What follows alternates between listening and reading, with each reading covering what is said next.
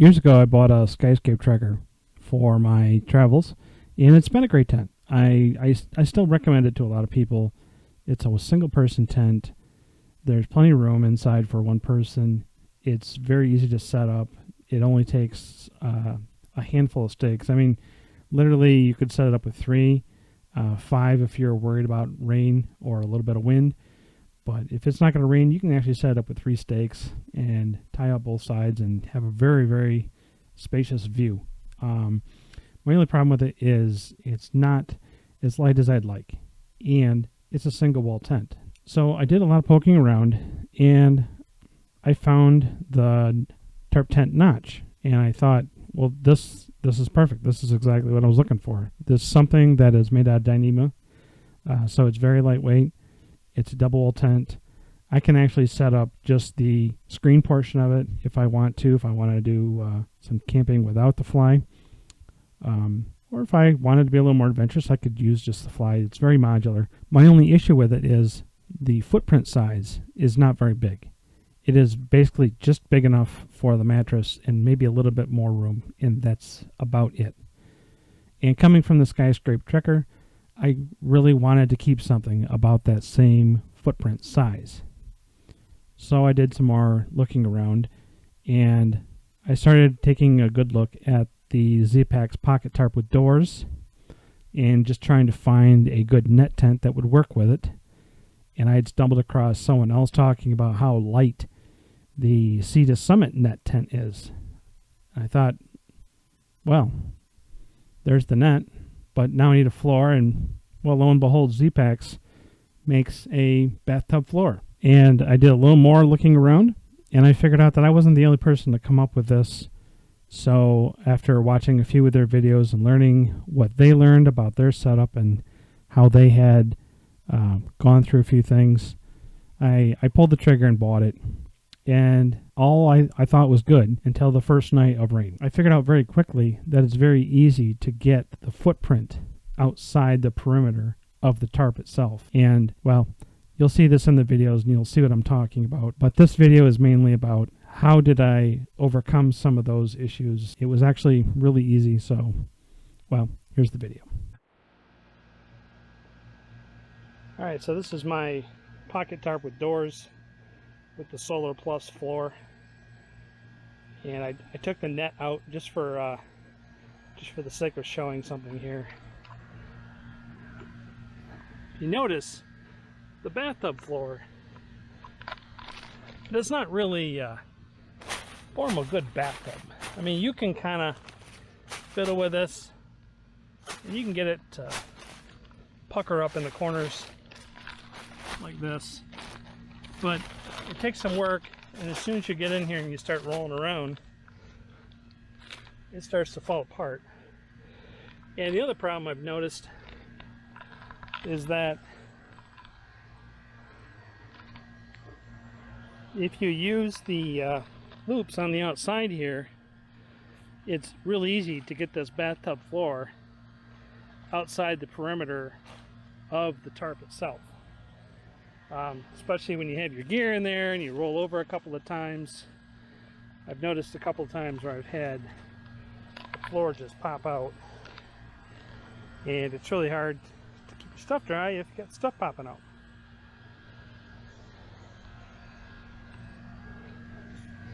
So what I've started to do here, I've started to experiment by adding some more loops further in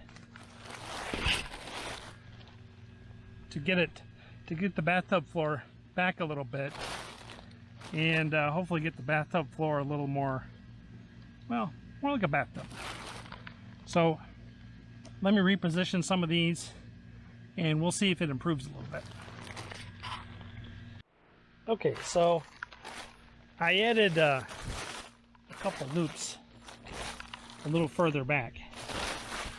So now this thing cannot get outside the perimeter here or here, but this is still a little lacking. Plus, it's easy to get this thing to lay flat again. So I think what we'll do is we'll add a few more loops right here. And same thing on the other side. I'll pull that up a little bit. And I'm toying with the idea of doing it here at the ends. Because again, I really do want the floor to pick up off the ground so that I don't get it to lay flat. I really want it to be a bathtub floor, and I might even pull and put another one right up here. So let's try that next. Okay, so what I did is I bought some of these hooks, or these loops that you can get from Zpacks. I've already got a loop just sewn on to a piece of Dyneema with some double stick tape on it. And then what I'm trying to do here is just want to get it somewhere in the middle between that hook and that hook. So just somewhere in the middle. I didn't measure this, I'm just kind of eyeballing it. So I'm probably going to put the hook, or I should say the loop, right here. And so then what I do, I take a rag with some isopropyl alcohol and I get this nice and clean, take the adhesive back off, and stick it on in this format so the loop is pointing up. So let's do that now. Okay, so now I've got my loop on the floor, and now I just need another loop up here on the wall. And usually what I was doing is I was just taking one of these hooks. This is the ground attachment kit. I was tying it in there, and then I was just trying to find a good spot where it would pull the floor up and let it sit up in here. Up in here, excuse me. So let's give that a shot. Okay, so I just grabbed the loop and I held it up here, and I decided, well, that looks pretty good. So then I just need to put a loop right here, just like I did over here. And as you can see, the floor is already starting to raise up and become a bathtub like it's supposed to. So let's go ahead and do that. Alright, so now I've got my next loop on, and I can just pull on this. Oops, knock the camera over. Okay. So now it's bathtub floor. And I can lower it down if I need to. So I'll do the rest of the sides and we'll see how it looks when I'm done. Okay, so as you can see, it's already starting to look better. That floor is up off the ground at the back, which is what we want. And you also notice that the floor is not close to the edge as much as it used to be. Now I can probably tighten this one up a little bit if I was going to be in a rainy situation. Same thing with that one over there. But I have less of a chance of getting this floor outside the perimeter of the tarp now. So let's see what we can do about the ends here. I don't know that I'll have to do anything here. I mean, I would like it to sit up. So I'll just have to see. As you can see, that one's pulled all the way tight. And if I let this one sit up, that's not really doing anything anymore. So we'll just have to keep experimenting. Or I could take this guy and put it up here. Let's see what that looks like. Okay, so I just took this off so I could play with this. So if I have this back here, as you can see, there's really no lift here. But if I move this over here, now it wants to go back up.